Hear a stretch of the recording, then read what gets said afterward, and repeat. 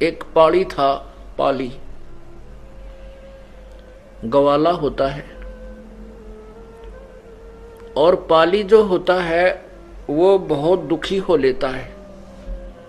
कोई गाय इधर भाग रही है, कोई गाय इधर भाग रही है, तो कोई खेती वाला किसान उसकी पिटाई कर रहा है, तो हमारी खेती चरा दी, तो वो बहुत दुखी रहता था। उसने एक दिन सत्संग सुन लिया। एक पंडित जी, एक गुरुजी सत्संग कर रहा था, विचार कर रहा था कि भगवान ऐसे सुख देता है, भगवान चीर बढ़ा देता है, भगवान ऐसा कर देता है, भगवान सब सुख दे देता है, सर्व सुखदाई है। तो पाली ने, ग्वाले ने सोचा कि पंडित जी पर एक भगवान ले लूं और वो मेरा साथी हो जाएगा, मैं विश्राम करूंगा और भगवान फिर सारी गौओं को घेरा करेगा और गौ चराया करेगा। अब सभी उस मंदिर से सत्संग सुनकर चले गए, पर वो पाली बैठा रहा। उस ग्वाले ने कहा, हे गुरुदेव मुझे भगवान दे दे, हे गुरुदेव मुझे भगवान दे दे, मैं बहुत दुखी हूं, मेरी बहुत पिटाई होती है, मेरी भैंसें गायें इधर उधर किसी के खेतों में चली जाती हैं, मैं तंग हो लेता हूं, मुझे भगवान दे दे। आप कह रहे थे ना भगवान सारे सुख देता है। अब पंडित जी ने सोचा, अच्छा बुद्धू पिल्ला पड़ा, अब इस तक कैसे पीछा छुटाऊं, क्यों पाली तो वो भी तो ऐसा होता है ना, जे उसने सीधा मना कर दे तो वो अगले दिन डले मार के जा, उसके पत्थर मारे। तो पंडित जी ने कहा, बेटा मैं भगवान बनाऊंगा 2-4 दिन में, तो हफ्ते पीछे आइए। अच्छा गुरु जी। अब पाली ने जो दिन दिया था ब्राह्मण ने, वो दूसरे दिन पहुंच गया, गुरु जी मैंने भगवान दे दे, बहुत दुखी हो लिया। उस पंडित जी ने क्या करा, एक भैंस का सींग टूटा पड़ा था, उसके ऊपर लाल कपड़े बांध के लपेट कर, धागा लाल लपेट के और रख रखा, नारियल सा बांध गए, और कहा पाली ले बेटा ले जा, पर एक काम करिए, इस भगवान को डेली भोग लगाना है, पहले इसको खाना खिला के पीछे खाना है, ऐसा नहीं करेगा तो ये भगवान तुझे सुख नहीं देगा, ये भगवान जो है ना तुझे लाभ नहीं देगा। अब ठीक है गुरुदेव, जैसा आपकी आज्ञा होगी। अब पाली ने वहीं अपने एक जहां पशु बंधा करते उसके उसी पशुओं के जो स्थान था, उसी में एक अलमारी थी बगैर खिड़की की, उसको साफ किया और साफ करके लीप लाप के वहां भगवान धर दिया, वो पंडित जी का दिया भैंस का सींग। अब उसको जो आहार मिलता था खाने के लिए, उस पाली को उस आहार को लेकर के उस भैंस के सींग के पास रख लिया और कहने लगा, हे भगवान भोजन खा लो, हे भगवान भोजन पा लो। ये वो भगवान की था तो मूर्ख बना रखा था, उसको नहीं खाया, दूध रोटी नहीं खाई, वो आहार नहीं किया। तो उस बालक ने भी, पाली ने भी नहीं किया। सोचा भाई मेरे से कोई त्रुटि होगी। अगले दिन फिर नहा धो कर नेक्स्ट डे फिर रख दिया, वो उस दिन भी ना खाया, ना सुबह ना शाम, तो उस पाली ने भी नहीं खाया। ऐसे ही चौथे दिन जब पाली कति निढाल हो गया कि आज भगवान आप नहीं खाओगे तो ये दास भी नहीं खाएगा, बेशक मौत हो जा, आप मेरे साथ नहीं होगे तो मेरे को तो सारी उम्र का दुख हो गया, ये भैंसे चरानी गाय चरानी ये सूत में आती नहीं, मेरा इससे अच्छे मौत हो जाए वो बढ़िया। अब पूर्ण परमात्मा है हमारे साथी पुण्यात्मा, ये है वो तत्व ज्ञान जो अब आपके हृदय में उतर जाएगा। मैं रोवत हूँ सृष्टि को, ये सृष्टि रोवे मोहे, गरीबदास इस वियोग को समझ न सकता कोई। गीता जी अध्याय नंबर 15 के श्लोक 16 और 17 में स्पष्ट किया है कि इस संसार में दो भगवान हैं, एक क्षर पुरुष ये ब्रह्म काल, एक अक्षर पुरुष ये परब्रह्म, और इन दोनों के लोकों में ये प्राणी सब नाशवान है, ये स्वयं भी नाशवान है, केवल जीवात्मा अमर है। 17वें श्लोक में कहा है कि उत्तम पुरुष है तू अन्य परमात्मा इति उदाहरते। उत्तम पुरुष यानी वास्तव में पुरुषोत्तम कोई उत्तम भगवान तो इन दोनों से भी न्यारा है, जिसको परमात्मा कहा जाता है। और यह लोकत्रयम् अविश्य विभर्ति अव्यय ईश्वर है, जो तीनों लोकों में प्रवेश करके सबका धारण पोषण करता है, सबके किए कर्म का फल भी वही देता है, और निमित्त किसी जो जिसका पुजारी है निमित्त उसी को बना देता है। ये कबीर परमात्मा भगवान भक्ति की आस्था प्राणी में बनाए रखने के लिए जो भी जिस भी रूप में किसी देव को पूज रहा है, वो वर्तमान की पूजा तो उसकी एक अन्य की नहीं, एक नए पैसे की नहीं होती, लेकिन उसके पूर्व जन्म के जो पुण्य और भक्ति जो कभी परमात्मा के चरणों में उसने की हुई है, उसी के आधार से वो परमात्मा उस प्यारी आत्मा के प्राणों की रक्षा करने के लिए स्वयं ही कबीर देव प्रकट होते हैं। और वो जिसकी पूजा कर रहा है वो सोचता है कि मेरी मदद आज मेरे इसी भगवान ने की है, लेकिन ऐसा नहीं है। तो ये जो पाली था ये पूर्व जन्म का ग्वाला था, पूर्व जन्म का कोई पुण्यकर्मी प्रभु का कबीर परमेश्वर का बच्चा था। अब वो शास्त्र विरुद्ध साधना उस अनाड़ी पंडित ने गुरु ने पकड़ा दी, और उस बच्चे की जान जाने को हुई तो परमात्मा स्वयं प्रकट हुए और सामने बैठ कर दूध पी करके खाना खाया और बोले, बच्चा बोल के बात है मैं बहुत बड़ा हो गया हूं। वो भैंस का सींग था वो खत्म कर दिया परमात्मा ने, अंतर ध्यान कर दिया, और स्वयं साकार रूप जो भी उनका स्वरूप है एक व्यक्ति रूप में प्रकट होकर वो खाना खाया और बच्चे को खिला दिया। और कहने लगे, भगवान बोल बच्चा अब क्या काम है तेरा, कि भगवान मेरे साथ हो ले और बहुत दुखी होता हूं मैं, और मेरे पशुओं को घेरना तू। अच्छा बेटा कोई बात नहीं, चल। अब लेकर पशुओं को चला गया। अब एक लाठी पकड़ा दी पाड़ी ने भगवान को अपना लठ। अब कोई भी गाय भैंस इधर उधर जाती है किसी की खेती में, तो परमात्मा एक सेकंड में उसके आगे खड़ा लठ लिए खड़ा दिखता है। उधर कोई जाती है तो वहां खड़ा दिखता है। अर्थात सभी क्रिया को बड़ी सुचारू रूप से करने लगा। अब उस पाड़ी ने देखा भाई भगवान के तो चाड़ा है, ये तो बहुत कमाल कर दिया इसने तो। और पाड़ी लेट गया वृक्ष के नीचे चद्दर बिछा के, अकेले भाई मौज कर दी, भगवान जिसा सुना था उसा ही पाया। अब उसने सोची चल गुरु जी की जो है धन्यवाद करके आता हूं। अब वो मंदिर की तरफ चला और ब्राह्मण ने देख लिया। ब्राह्मण ने कहा गया पाड़ी, उसने सोचा कि आज यू तेरे डले मारेगा, क्योंकि वो तो भका रखा था। तो पंडित जी ने सोचे आज यू तेरे साथ झगड़ा करेगा, और इसने वह खोल के देख लिया होगा, क्योंकि उसको मना कर दिया था कि इसको खोल के नहीं देखना। तो पंडित जी अपना करड़ा हाथ दिल करे बैठा था, कह देख ये कहेगा दो गाल देकर चला जाएगा, और क्या करेगा ये। जब चरणों में प्रणाम किया और कहा, हे गुरु जी भगवान जो है ना, भगवान ने 3 दिन रोटी नहीं खाई और मैंने भी नहीं खाई, और चौथे दिन तो मेरे प्राण निकलने को हो गए। पता नहीं मेरे से क्या गलती बनी, पता नहीं क्या मुझे भगवान को भोग नहीं लगाना आया। चौथे दिन भगवान प्रकट हो गए, बड़े हो गए वो तो पूरे आदमी के मनुष्य जितने। वो पंडित जी देखे उसके मुंह का, नहीं यो आज भांग पी कर नहीं आया है, क्या बोल रहा है।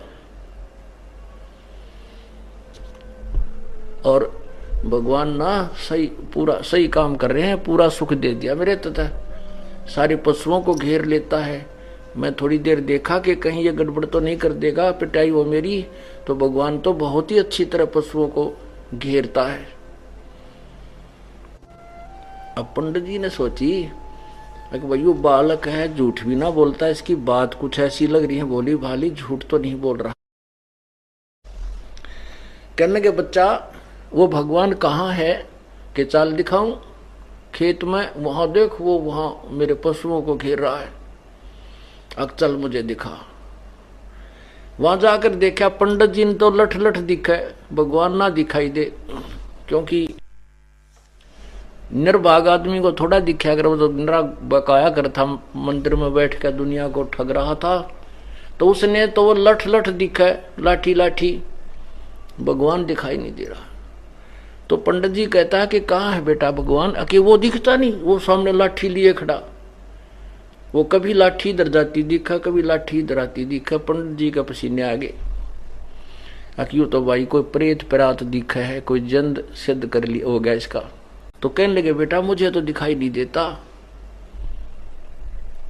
अग नहीं दिखता, देख यूं खड़ा, उड़ जाकर वो तो ब्राह्मण पाड़ी तो भगवान की बाह पकड़ रहा, यूं रहा भगवान, और उसने दिखा को नहीं, उसको लाठी लाठी दिखा, डंडा लिए भगवान खड़े थे। तब उस पाली ने कहा परमात्मा मेरे गुरुदेव को भी दर्शन दे दो। हैं? तो फिर उस अनाड़ी को भी दर्शन दिए। तब परमात्मा ने उस पांडे को कहा कि नालायक क्यों दुनिया को गुमराह करता है, तू अपने कर्म बना ले। उस दिन के बाद उस पांडे ने भी बकवाद करनी छोड़ दी और प्रभु ने उसको उपदेश दिया, उसका कल्याण करी।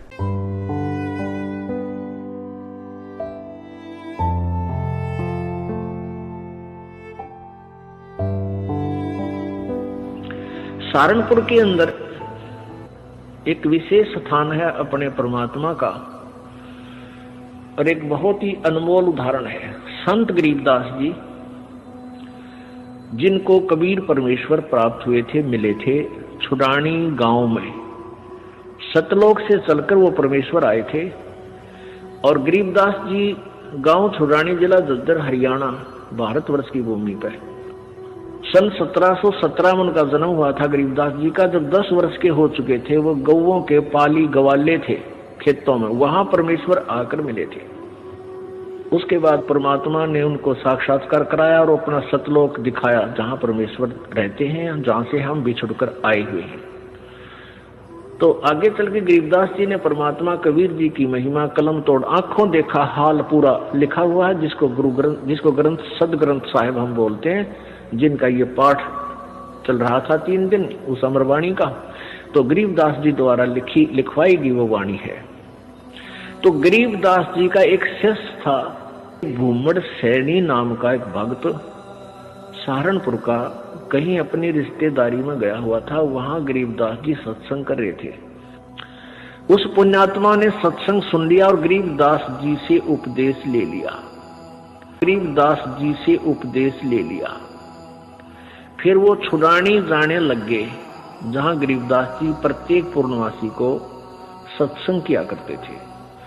अब वो धीरे धीरे इतने प्रभावित हो गए वो भूमड़ जी, भूमड़ भक्त सैनी, के प्रतिदिन ना प्रति महीना सहारनपुर से चलकर छुडानी आने लग गए। पहले तो धीरे धीरे ज्ञान होता है, फिर इतनी श्रद्धा बन गई कि सहारनपुर से चलकर गांव छुडानी, जिला झज्जर में वो प्रत्येक महीना आते। पहले ना तो कोई कन्वेंस थी, ना कोई रास्ते थे, पैदल आना। सहारनपुर से चलकर, सहारनपुर से मेरे ख्याल में झज्जर छुडानी गांव 100 किलोमीटर से 150 से 200 किलोमीटर के आसपास है। अब वहां से पैदल चलना, और पहले वर्षा के दिनों में ये जैसे बीच में दरियाएं बहा करती थी, उन पर कोई पुल भी नहीं था, वो आते थे। वो ऐसे पिछले 1 वर्ष से ऐसा उसने प्रक्रिया कर ली। अब गरीबदास जी ने कहा बेटा ऐसे दुख ना पाया कर, तू 1 आधा महीना छोड़ कर आ जाएगा। नहीं बोला गुरुजी मेरे पर डटया नहीं जाता, मुझसे रुका नहीं जाता। तो गरीबदास जी बोले कोई बात ना, ले बेटा तेरी मौज है। अब क्या हुआ कि गरीबदास जी ने भादुआ सुदी दूज को शरीर छोड़ना था।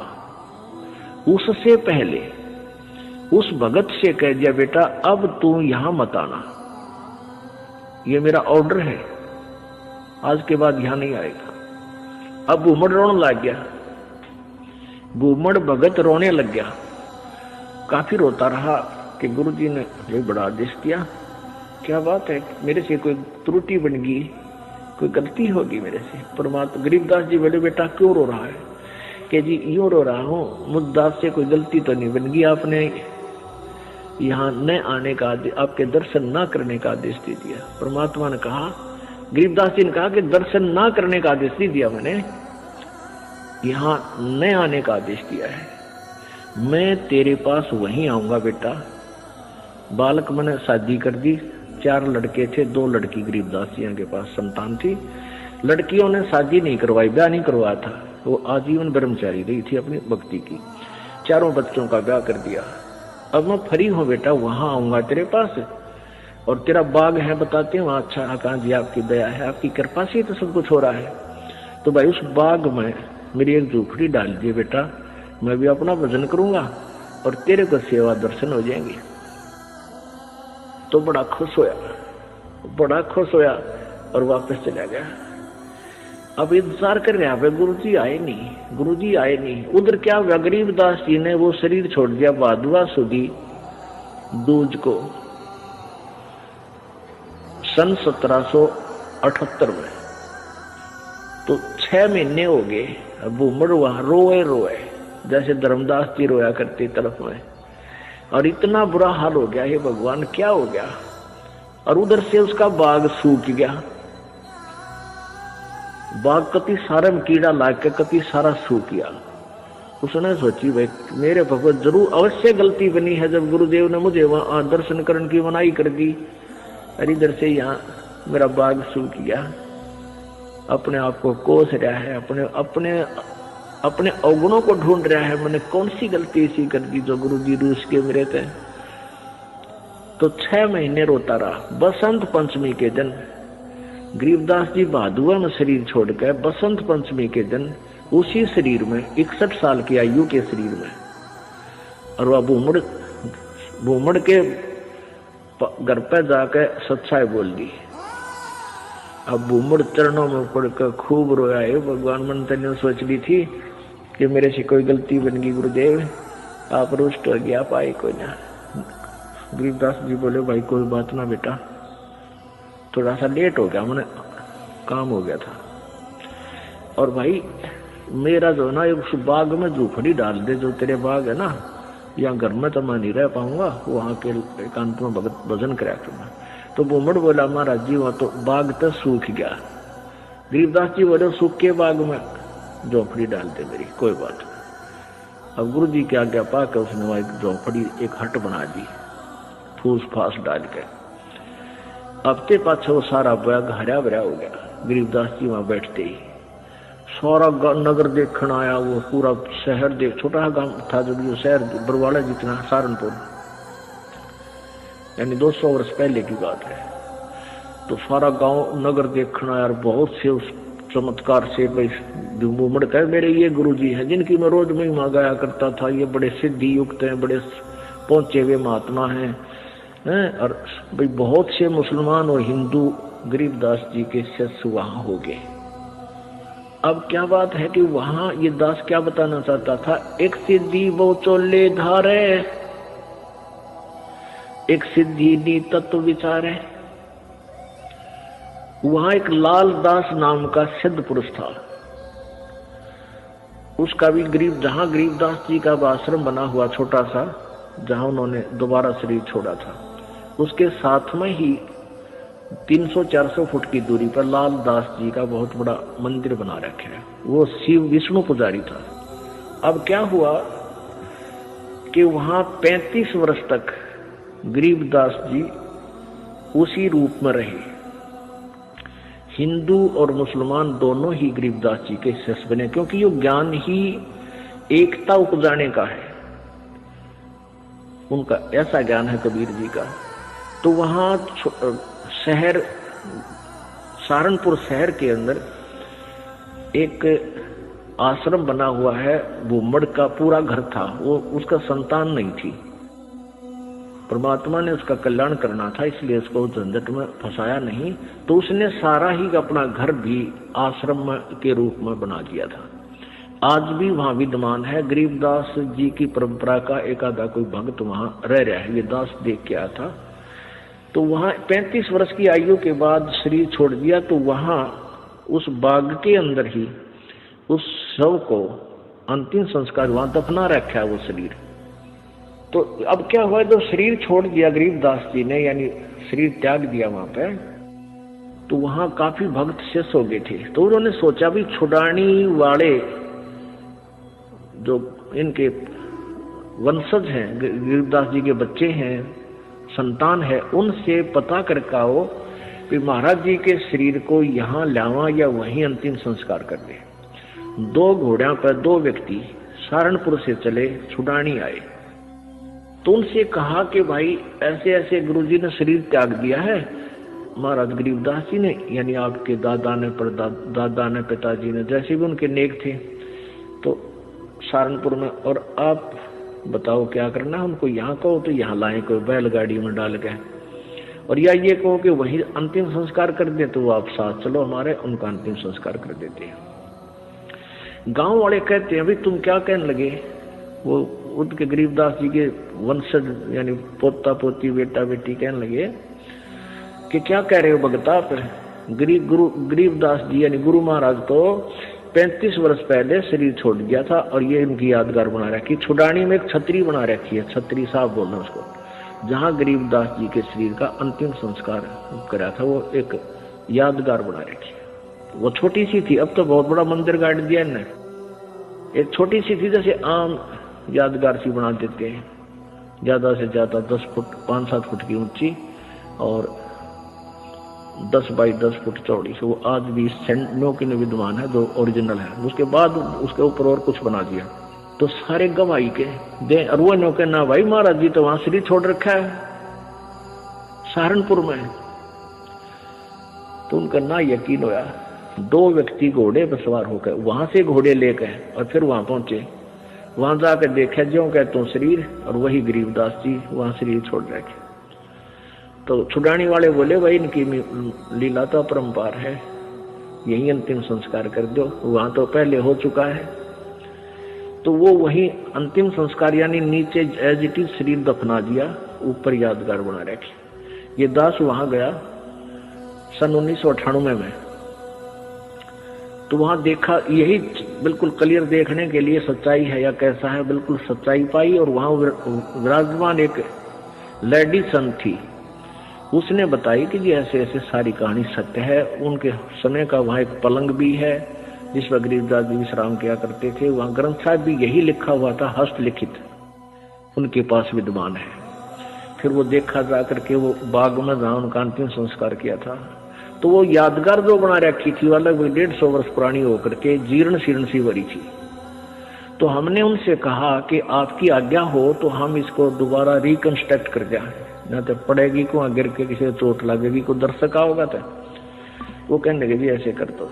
फिर हमने क्या किया कि नीचे का पोर्शन नहीं छेड़ा, वो पुरानी छोटी छोटी ईंटों से बना हुआ था, उसके ऊपर की दोबारा से बढ़िया ईंटों से और एक अच्छा गुम्बद सा बनाकर वो तैयार किया, और उसके ऊपर पूरा एक बोर्ड लगा रखा है, पूरी कहानी लिखी हुई हमने कि ऐसे ऐसे ये हुआ था। अब कहने का भाव ये है दास का कि उन्हीं के साथ में एक लाल दास जी थे। तो उनके बारे में क्या प्रसिद्ध था कि वो अपने भक्तों के निकलता था तो मांगने जाता था आहार। एक कहता था मेरे पास हमारे घर भी आए थे लालदास जी, एक दूसरे शहर में कहता था यहाँ भी लालदास जी आए थे। तो वो एक सिद्धि बहुचोले धार है, उसके पास एक हल्दी की गांठ थी या हल्दी की एक ही गांठ थी, यानी एक सिद्धि थी, उसने महात्मा पा गया। लालदास जी के क्या करते, उसने अपना नियम बना रखा था वो सिद्धि से यानी वहां जाता था, गंगा पर स्नान करके आता था। प्रतिदिन सुबह उठता और गंगा पर स्नान करने जाता था और शाम को वो वापस आ जाता था। अब सुबह 4 बजे चलता, शाम ने आता, ऐसे उसने अपना मनमुखी नियम बना रखा था। एक बार वो बीमार हो गया। बीमार हो गया तो चिंतित हुआ। गरीबदास जी उनके पास जाते थे, उन्हें ज्ञान भी समझाते थे, पर वो अनाड़ी कति नहीं माना था। वो इतना बीमार हो गया कि उसको चिंता होगी कि भाई मैं अब स्नान नहीं कर सकूंगा गंगा में।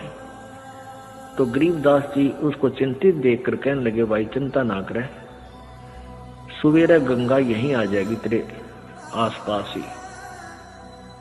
अब उसने चिंता होगी कि भी कैसे आवेगी। गरीबदास जी ने वहां जाकर खड़ा होगा कि आजा लालदास। जहां लालदास जी का वो आश्रम है उससे 100 फुट की दूरी पर वो अब भी गंगा बह रही है। छोटी सी नाला सा है, उसको गंगा जैसा ही जल है उसमें। तो गरीबदास जी ने ऐसे इशारा कर दिया, थोड़ी सी दूरी से नीचे से अपने आप एक झरना सा फूटा और पानी बहने लग गया। अब लालदास जी सोचने लगे कि भाई क्या पता यो वही गंगा है या दूसरी। वो नहा तो लिया उस दिन, क्यों उसका तो प्रण बना ले, फिर उसको चिंता होगी। उसको चिंता होगी कि गरीबदास ने मुझे बहका दिया हो और नहाने के लिए अपनी सिद्धि तो यहीं से को जल निकाल दिया हो। एक उसका चेला था लालदास जी का, वो गंगा पर स्नान करके आया था उस दिन, और उसकी धोती रहेगी उधर एक लोटा उस गंगा में बह गया, उस ओरिजिनल गंगा में, हरिद्वार में। वो वहां आया, वो कहने लगा, गरीबदास जी बैठे, लालदास जी बैठे थे। लालदास बोला, रे कई दिन आया, अगली गंगा नहान गया था। अच्छा भाई, और ठीक? हाँ ठीक हो जी। और कहने लगा, जी एक लोटा भी रह गया मेरा, गंगा में बह गया। अरे एक धोती बह गई वहीं पर, तेज धारा थी। गरीबदास जी बोले, भाई यहाँ तेरी धोती और लोटा इस गंगा में पड़े हैं, यहाँ ये वही गंगा है जो वहां तू नहा का है। अब लालदास जी ने सोचा, भाई जय इसके धोती लोटा यहाँ पा गए तो सचमुच यह वाह गंगा है। दोनों तीनों उठ कर गए, वो धोती लोटा वही, लोटा धोती उड़द पुड़द होकर वहीं पड़े, उन पर साथ में गांठ कर, वैसे कच्चा ही गांठ था। लोटा उठाया, उस पर नाम था उस भगत का, नाम खुदवा रखा था उसने। ने बोला, महाराज जी तो सचमुच वाह गंगा में तो वहां हरिद्वार नहा था, वहां खूब गुम हुए थे, ये पाए यहाँ पर। तब उस लालदास का पेटा भरा, इतना उसकी मृत्यु का निकट आ गया। मालिक की वाणी उसने संभाली कोई ना। तो पुण्यात्माओं, इस तरह हम कहाँ विचलित थे। और संत सब कूप है, केते सरिता नीरी, दादू अगम अपारे है, ये दरिया सत्य कबीरी। ईश्वरीय शक्ति से युक्त बहुत से संत आपको मिलेंगे। अब जैसे कुछ तो कुआ टाइप समझ लो, कुआ इतना ही काम कर सके, आपके पीने का काम चला दे, पानी का पीने का नथिंग, और फिर इसके उससे ज्यादा नहीं। और एक जरीता नीर, और संत सब कूप हैं, केते जरीता नीर, दादू अगम अपार है, ये दरिया सत्य कबीर। और दूसरे जरीता नीर, जरीता माने झरने से निकला हुआ छोटा मोटा नाला। और कबीर परमात्मा को दरिया समझो कि दरिया में नदी से कितना तन पानी परियो, जल प्रयोग करो, चाहे नहर भी निकाल लो और पशु भी नहा धो लो, उसमें सिंचाई भी कर लो, तो भी जल अंत नहीं होता। यानी पूर्ण समृद्ध है कबीर जी।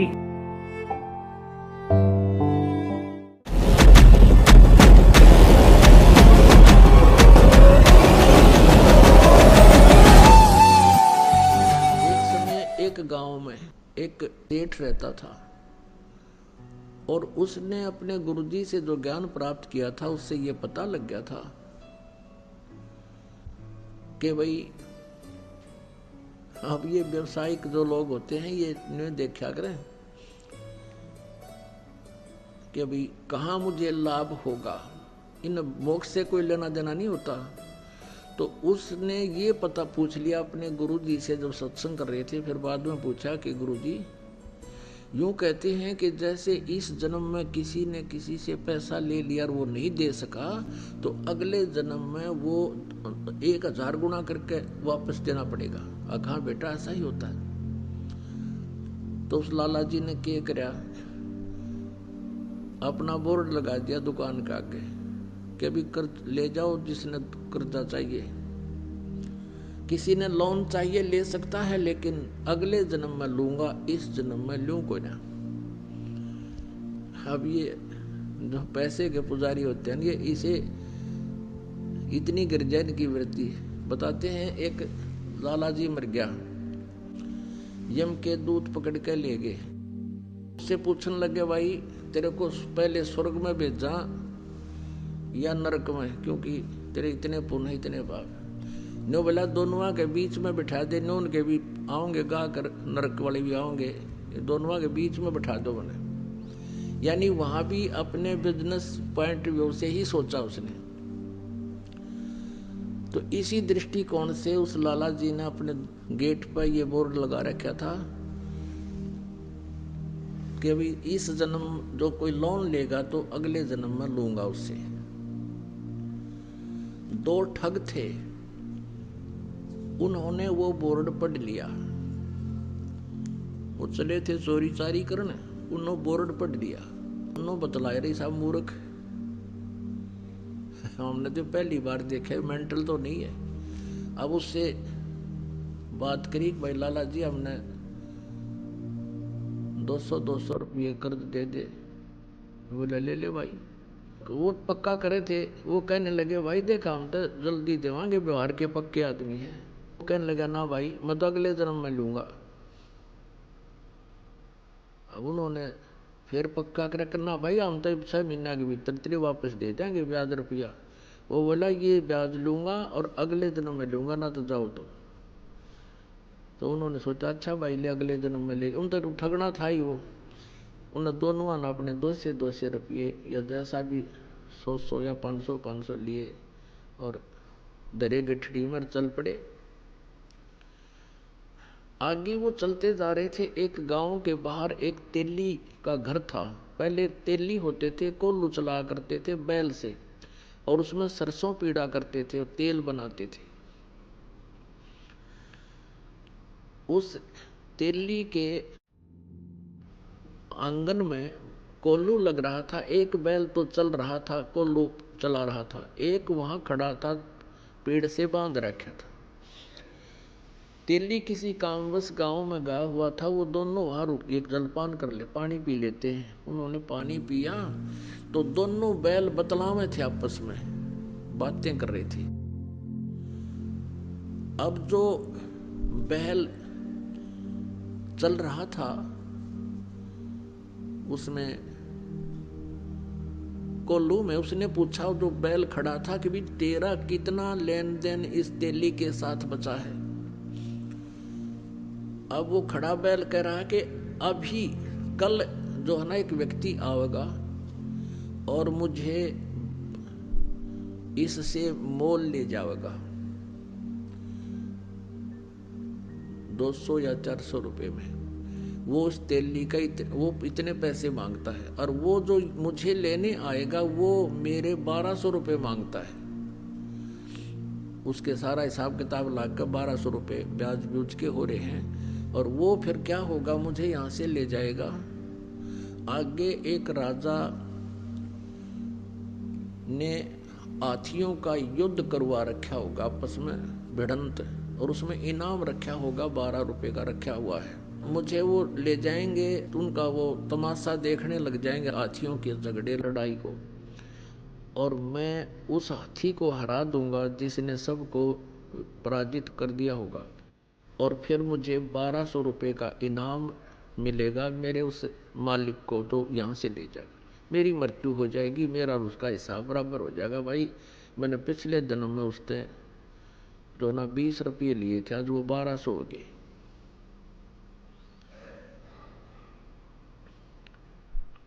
तो उसने फिर पूछा कि भाई कोल्हू को चला रहा था उससे पूछा कि तेरा क्या हिसाब किताब है तेली का और तेरा? उसने कहा भी मेरा और इसका हिसाब पूरा होने वाला है और मैं एक घंटे 2 घंटे में मर जाऊंगा। इतने में वो तेली आ गया और उनका कलेजा हिल गया। अकड़े तेरा गजब हुई है, बैल बोल रहे और बैल बोल रहे तो बस साची ये पाओगी, ये तो अनहोनी है, भगवान ने बुला रहा है इन्हें। तो उनने सोचा भी आज रुकना पड़ेगा यहाँ और कल देखेंगे यू मरेगा किस टाइम यू बैल और वो किस टाइम ग्राहक आएगा। तेली आ गया, उनसे पूछा भाई कौन हो, कहाँ से आई हो? उन्होंने बता दिया ऐसे हम जा रहे थे रास्ते में पानी पीने लग गए। और वो तेली बोला भी कोई बात ना, अब देर हो गई है, शाम रुक जाओ, सुबह जाइए का। अच्छा भाई, वो तो रुकना ही चाहते थे। 2 घंटे के बाद वो बैल जो चल रहा था उसकी मृत्यु होगी, जो कोल्लू चला रहा था। अब उन दोनों का दिल धड़क धड़क करने लगा, रहे या तो सच्ची हुई भाई। उधर से अगले दिन सुबह एक व्यक्ति आया और उस तेली से कहने लगा भाई कोई बैल बता मुझे, या तेरे पास होता है बैल दे। अब तेली का ये डर हो गया कि भाई चलता चलता बैल मर गया, कोई बीमारी आ गई पशुओं में और इसने बेच दे जल्दी तो दूसरे को भी और लाऊंगा कोई। उसने उसके 500 400 100 200 जिसे रुपये मांगे और उसने दे दिए। वो दोनों जने अपनी पोटली कड़क के बांध गए, उस बैल लेकर गया था उसके साथ साथ चल पड़े। ये और देखेंगे वहां पर ये बताए थे इन्होंने कि बैल हाथी को हराएगा। वहां क्या हुआ कि वो जाके खड़े हो गए, दंगल लगा हुआ था, हाथी आपस में कुश्ती कर रहे थे, एक हाथी सबको पराजित करता हुआ चल रहा था और लास्ट में वो अकेला खड़ा हो गया कि और लाओ वे जिसका कोई हाथी हो, गुड़ाओ इसके साथ, ये केसरी हो गया। वो जाकर खड़े होकर तमाशा देखने लग गया। बैल पकड़ रखा था रस्सा हाथ में, वो बैल हाथ से रस्सा छुटा के हाथी की तरफ भाग लिया। लंबे लंबे सींग थे पहने पहने। हाथी ने उसका सूंड मारा, वो सूंड लग गया, सींग फंस गया सूंड में और हाथी मारा किल की चंगाड़ और बाज गया। हाथी का सूंड में दर्द बहुत होया करे। हाथी किलकी मारा रो और लीद कर, उसने सोची मेरा निकी आ गया सिंगाला, हाथी भाग गया। तो वो विजयी हो गया बैल। 1200 रुपये राजा ने इनाम दे दिया। वो 1200 रुपये उनके पास आए उस बैल वाले के पास, उसी समय बैल की मृत्यु होगी। अब वो दोनों जने उनके पैरों तले की जमीन खिसकन लगी, क्या तो बूंदी बनेगी, बैल बनना पड़ेगा इस लाला जी का जिसके पैसे ले आए हम। वो दोनों वापस आ गए। अगले दिन 9 के 9 दोनों ने पैसे रख दिए। सेठ जी अपने पैसे पकड़े, ये मारा पनी उपटे ही पे। लाला जी ने ठाकर बाहर गली में फेंक दिए, अकमार मेरा लेखा कितने ले जाओ, हम ना मैं ना लूँ, अगले दिन में लूंगा। और वो ठाठा उल्टे धरे उसके हाथ जोड़े, लाला जी माफ कर दे, अगले जा मैं ना लूँ कती भी। वो बाहर फेंक गए। उन्हें सोची बड़ा साका होया भाई। अब वो उठाकर उसने वैसे तो गिरे के ऊपर क्योंकि देना पड़े, वो तो बहुत सुरक्षित रखने पड़े उनको, कदे को छीन भी ना ले जा, थारे बचाव रखे। तो उसने सोचा वे साधु संतों के पास इसका कोई समाधान होता है। एक संत कहीं बैठा था, वहां पहुंच गए और कहने लगे महाराज जी हम एक कसूते संकट में फंस गए, कोई समाधान बताओ। सारी कहानी बता दी। अब वो संत बोला भाई एक काम करो, इसका कोई धर्म पुण्य में ला दो लाला जी के नाम पे। तुम यूं करो, एक धर्मशाला बनवा दो मेन रास्ते पे और एक कुआं बनवा दो, उसमें लिखवा दो लाला जी उस सेठ का नाम कि उसके नाम की धर्मशाला। और तुम यूं करियो, उसमें किसी को रुकने मत देना और ना उस कुएं में तो पानी किसी को पीने देना। बोला जी फिर क्या होगा? फिर तुम बताओगे क्या होगा, और जो मैं कहूँ इतना कर दो। अब वो ने सोचा भी महात्मा ने जो कहा है तो बात फिर ये जाना आगे क्या होगा। उन्होंने एक मेन रास्ते पर जो स्टेशन से उतर कर गाँव को आता था, स्टेशन से उतर करके जो यात्री आते थे उस नगर के स्टेशन 2-3 किलोमीटर की दूरी पर था नगर से, उसके बीच में बनवा दिया। उसके मतलब 2-2.5 किलोमीटर था तो 1.25 किलोमीटर दूरी पर बना दिया। और वो कुआं बना दिया, एक धर्मशाला बना दी, लिख दिया लाला जी का नाम जिस पर उन्होंने लोन लिया था, उधार ली थी। अब वहाँ यात्री आवे और पानी पीने या थोड़ी देर विश्राम करने के लिए धर्मशाला की तरफ जाऊं, वो दोनों लकड़े लठ लेकर, खबरदार तो यहाँ आगे होता है, चलो यहाँ से। तो वो कहने लगे भाई क्यों, तुमने धर्मशाला बनवा रखी, कुआं बनवा रखा, तो रुकने क्यों नहीं देते, जल क्यों नहीं पीने देते। हकीम लाला जी ने पूछ लो भाई, इसने मना कर रखा है कि यहाँ हम दोनों नौकर छोड़ रखे हैं और कह रखा है ना इसमें किसी को रुकने देना, ना इसमें पानी पीने देना किसी को। इमाम आदमी ने बोले बड़ा मूर्ख आदमी, इतना पैसा ला दिया और फिर किसी को यहाँ टिकने भी नहीं देते आयो, ये कैसा लाला जी हुआ, सब गाली देते जाओ। एक दिन उसका समधी आ गया, उसके लड़की ब्याह रखी थी, वो समधी भी आया, उसने देखा पढ़ा अको हो तो अपने ही रिश्तेदार का बनवाया हुआ है। और अच्छी मरोड़ सी में पहुंचा, चला उधर को, वो दोनों लकड़े लठ ले गए, खबरदार जो इधर आया है। वो कहने लगा क्या बात भाई, मैं इसका रिश्तेदार हूं। ने बोला बाहर चल, तू किससे का रिश्तेदार हो। इसने ये कह रखा इस सेठ ने कि इस धर्मशाला में कोई रुक नहीं जा और इस कुएं से कोई पानी नहीं पी ले, हमारी ड्यूटी ला रखी। वो कहने लगा रही बड़ा नालायक आदमी, मैं तो इसको बहुत अच्छा आदमी समझू था रिश्तेदार को, ये तो जमा दुष्ट इंसान है, बता। प्याऊ बनवा रखी, कुआं बनवा रखा, धर्मशाला बनवा रखी, किसी को रुकने नहीं दे रहा। वो आया फिर अपने रिश्तेदार के घर आना ही था उसने, तो उसने उससे कहा रे तू बड़ा नकम्मा आदमी, क्यों तो इतना पैसा लगावा था, तने वहां कितने पैसे लगा रखे, धर्मशाला बनवा रखी, कुआं बनवा रखा, और वो 2 मस्टंडे छोड़ रखे, तन ना पानी पीने देते किसी ने और ना वहां रुकने देते, फिर क्यों इतना पैसा बर्बाद किया, तेरी बुद्धि खराब होगी क्या। अब उन्होंने सोचा भाई कौन सा, कहाँ धर्मशाला है, कौन सा कुआं है। वो काफी देर सोचता रहा, क्या बात है, क्या कह रहे हो आप, कह के मैं झूठ रहा हूं, तेरा नाम लिख रखा और तेरे नाम से धर्मशाला बनवा रखी, कुछ लाला जी ने धर्मशाला बनवा रखी है, उसी ने ये कुआं बनवा रखा है, और वहां 2 खड़े हैं, वो लठली है, इन्हों किससे नियाण दे, लाला जी ने कह रखी है। उसने सोची देखूं तो कहा, वो दोनों जने आए, देखे तो वो खड़े सामने लठले, वो जान गया कि ये तो भाई मेरी बेइज्जती करवा दी न। तो कहने लगे भाई तुम क्यों कर पीछा छोड़ो मेरा। वो सेठ बोला, न बोला मारी वो कलम तार दे और कह दे मेरे आए हो लिए भाई ये 2 जोड़े हाथ, मैंने तुम्हारे अपने लोन खत्म कर दिया और मान लिया भाई तेरा, तुम्हारे सारे पैसे आगे, मेरी बेइज्जती ना करो तुम। तो वो अपने गए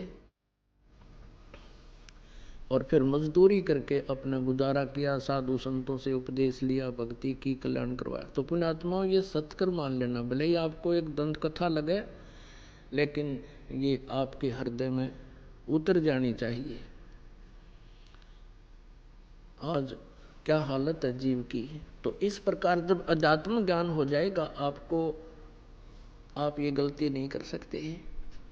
ये दास देख रहा है, पहले शराब पिया करते थे, ताश खेला करते थे, दुनिया में लूटा करते थे, 2 के 20 बनाया करते थे, चाहे कोई दूध बेचा था या कोई दुकानदार था, और दूनी बिरानमट्टी हो रही थी उनकी।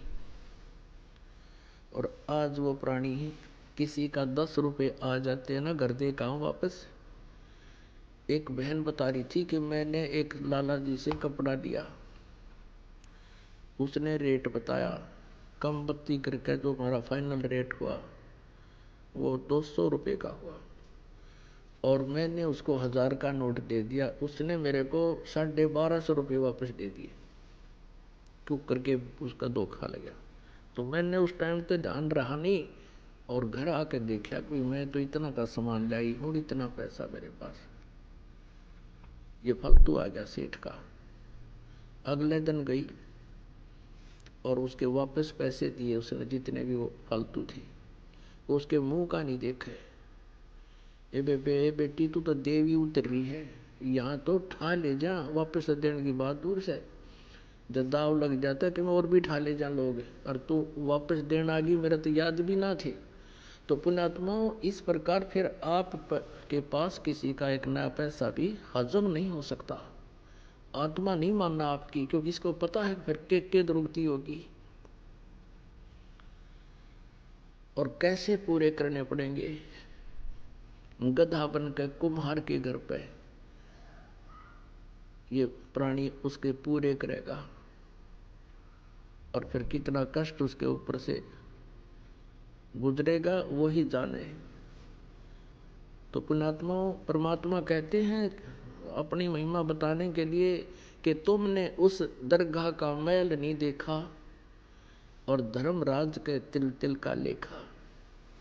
तो प्रसंग चल रहा है कि जब हम परमात्मा के आध्यात्मिक ज्ञान से परिचित हो जाएंगे, फिर हमारी एक विशेष व्यवस्था बनेगी, आत्मा के अंदर एक विशेष उभार आवेगा। अब देखता ये दास, आज भी कम से कम 4 भक्त आए थे, नो बोले जी रास्ते में 100 रुपये पड़े पाए। अब वहां देवा किसने, यहाँ दान कर दिया, घर पर नहीं प्रयोग हो सके। और पहले के सतिथि थी, नो देख के ठा करते, को देखते ना ले और गोज मंगा लेते। तो ये वृत्ति हमारी बदलती जा रही है। कोई कहता 500 रुपये, कहता जी ऐसे 5000 रुपये पड़े मिले मुझे। और जा रहा था, एक व्यक्ति आ रहा था, मुझे ऐसा लगा जैसे इसका कुछ गुम हो गया। मैंने उससे पूछ लिया, भाई कहाँ से आए हो, कहाँ जा रहे थे? वो कहने लगा, कहाँ जा रहा हूँ, मेरे पैसे गिर गए और जेब मत निकल गए, किस प्रकार में कुछ सामान निकालूं था, सारे देख दिया, मैंने पाए नहीं। कितने पैसे थे तेरे भाई? कि 5000 रुपये थे, ये नोट थे। नो बोला, नो के जब मैंने उसको निकाल के दे दिए कि ये थे। उसने सीने से लगा लिया मेरे को। नो बोला, राज के युग में इसे देवता बचे हैं। तो पुण्यात्माओं, ऐसे ये बिल्कुल स्थिति बदल जाएगी और आपकी आत्मा इतनी खुश होगी उस पैसे को वापस दे करके। और यदि हम किसी की चोरी करते हैं तो दूना दुख होता, उस प्राणी का दूना विनाश होता। देव की जय।